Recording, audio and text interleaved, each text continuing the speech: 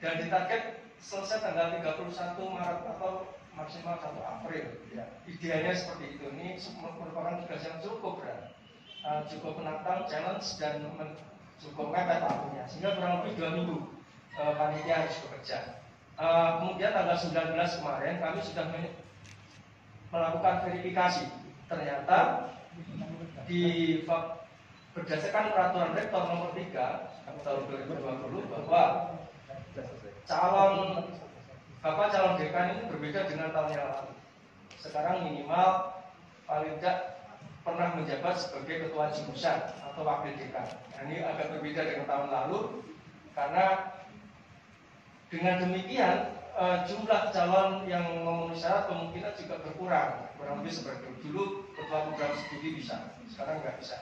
Sehingga fakultas yang besar ini, ya alhamdulillah masih punya 5 bakal calon, yaitu Pak Andi Vekta Wijaya, kemudian Pak Irwan Nur, kemudian Pak Koril Muluk, kemudian Bu Indah Setiawati, dan Ibu Dr. Hamidah. Nah, dari 5 bakal calon yang memenuhi persyaratan berdasarkan Perpres nomor 3 itu, kami undang tanggal 24 kemarin untuk mengajukan diri menjadi bakal calon dekan. Tetapi ya, ternyata dari 5-5-nya itu tidak semuanya mengajukan diri bersedia. Sampai tanggal 27 ketika kami perpanjangan, hanya 3 calon yang bersedia mengajukan diri menjadi bakal calon dekan, yaitu Dr. Andas Andi Vekta Wijaya, MD, PhD, kemudian Dr. Irwan Nur, MA, kemudian Dr. MR Koril Muluk, SOS, MSI. Nah, kemudian tanggal 27 itu juga ketiga bakal calon itu dirapatkan di Senat dan alhamdulillah disahkan. Oh ya, sebelumnya pada tanggal 24 juga sudah kami laporkan ke Senat. Rupanya Senat belum bisa mengesahkan karena bisa diperpanjang lagi 3 hari, ya, 24 sampai 27, sehingga kami perpanjang. Awalnya 2 calon yang masuk tanpa Pak Irwan Nur, kemudian yang tanggal 27 Pak Irwan Nur bisa masuk, kurang lebih seperti itu. Nah, rencana setelah ini alhamdulillah timingnya tepat sekali. Teman-teman pers hadir karena hari ini juga publikasi calon bakal calon dekan kami lakukan. Jadi gayung bersambut. Semoga saja ini sudah bisa tersebar bahwa 3 calon itulah yang nanti akan melanjutkan pada tahapan berikutnya.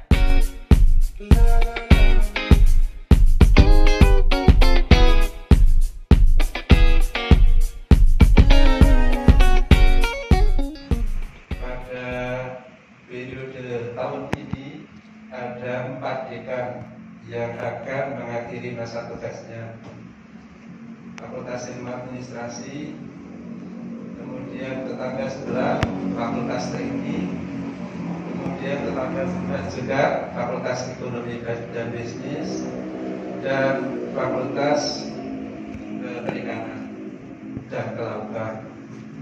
Nah, ketentuannya bahwa kurang lebih 33 bulan sebelum masa berakhirnya dekan sudah harus ada pilihan. Nah, mohon diketahui Fakultas Ilmu Administrasi mengambil kesempatan pertama untuk pendek, dan harapan kita semua adalah nanti di bulan puasa prosesi ini sudah selesai. Nah, karena itu yang disebut Pak Ketua tadi, tergesa-gesa bukan berarti sebetulnya semata-mata waktunya mepet, tetapi kami mengambil kesempatan awal biar proses pencalonan, kemudian proses pemilihan itu berlangsung jauh sebelum masa jabatan dekan. Sebelum proses pemungutan suara atau pemilihan melalui kartu suara. Pertama tanggal 30 Maret ini hari Selasa kita akan adakan rapat kampanye. Rapat kampanye insya Allah hari Selasa tanggal 30 itu mulai jam 9 ya kalau nggak salah. Nanti linknya bisa dibagikan. Di situ nanti akan kita desain bagaimana rapat kampanye secara online. Jadi memang kalau dulu itu kan langsung ya, sekarang itu online melalui Zoom ya. Nanti akan disebarkan kepada para dosen dan seluruh sivitas akademik dan mungkin para pemangku kepentingan yang terlibat. Kemudian setelah itu besoknya tanggal 31 itu kita break atau masa tenang. Kemudian tanggal 1 April dilaksanakan pemungutan suara. Nah, berdasarkan peraturan rektor nomor 3 itu kan kita tidak boleh meskipun daring ya, meskipun pandemi atau era COVID-19 ini tidak diperkenankan untuk melakukan pemilihan melalui e-voting. Sebenarnya secara infrastruktur dan digital, jadi VIA ini sudah punya pengalaman untuk melakukan e-voting. Sejak tahun 2012 yang lalu ketika pemilihan dekan yang sebelum Prof. Bambang, Prof. Martono itu juga e-voting. Sehingga teman-teman yang sekolah di luar negeri, di Australia, di Jerman, Inggris bisa memilih. Nah, nampaknya kemarin ketika kita mendesain e-voting itu dapat informasi dari rektorat bahwa sebaiknya panitia mengikuti pertor yang ada, artinya tidak melakukan e-voting. Nah, oleh karena itu kami kemarin rapatkan bersama bagaimana pemilihan yang tidak e-voting atau langsung tetapi tidak berisiko pandemi atau mengikuti protokol kesehatan. Makanya kami pikir ada dua cara ya. Pertama drive-thru ya, seperti kita beli ayam goreng gitu ya, drive-thru. Yang kemudian yang kedua melalui di bilik, di ruangan. Jadi saat sebelum kampanye nanti kami akan melakukan semacam screening untuk para calon pemilih. Kira-kira apakah Anda melalui drive-thru atau melalui langsung bilik, datang langsung. Nah, nanti ini kita desain berkali-kali, jangan sampai ada kesalahan teknis begitu. Ini memang pengalaman pertama ya, dan belum pernah dilakukan selama ini. Pak Dekan, mohon maaf, ini beliau sangat membantu sekali untuk menyiapkan infrastrukturnya. Rencananya untuk drive-thru itu atau pemilihan itu kita lakukan di gedung yang baru. Gelanggang prestasi, saya namanya belum hafal karena barusan diresmikan kemarin. Gelanggang prestasi, itu sangat representatif ya. Jadi nanti bisa lewat bawah ada parkiran ya, basement ya. Basement itu untuk drive-thru. Yang atas itu untuk yang right-thru, lawannya drive-thru atau right-thru ya. Right-thru itu di atas. Jadi insya Allah sudah melalui sesuai protokol kesehatan. Karena di rapat senat kemarin juga diragukan kalau bisa dibagi dua deh gedungnya. Tapi kami pikir itu berisiko nanti karena persensinya bisa terpisah begitu. Akhirnya kami putuskan satu gedung tetapi masih ada split antara drive-thru dan right-thru tadi ya. Kurang lebih seperti itu. Ada dua pilihan Pak ya? Ya, ada dua pilihan yang boleh bebas dipilih ya. Total pemilih berapa Pak? Total begini, ini memang agak teknis dan agak jelimet ya. Di VIA itu sebenarnya dosen kita itu lebih dari 170 dosen. Tapi kemudian ada yang pensiun, barusan pensiun dan lain-lain, maka verifikator ini bekerja keras untuk menghitung kembali ya.